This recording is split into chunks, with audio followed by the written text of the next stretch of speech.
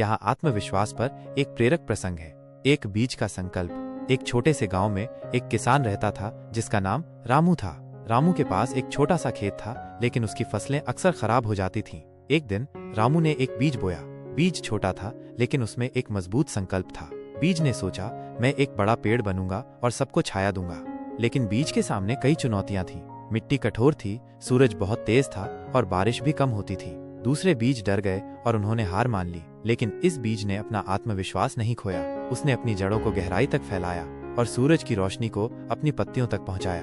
धीरे धीरे बीज एक छोटे पौधे में बदल गया।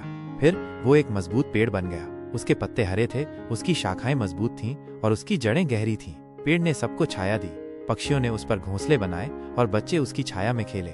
रामू ने देखा कि उसका बीज एक अद्भुत पेड़ बन गया है। उसने सोचा, यह पेड़ हमें सिखाता है कि आत्मविश्वास से कुछ भी संभव है। सीख।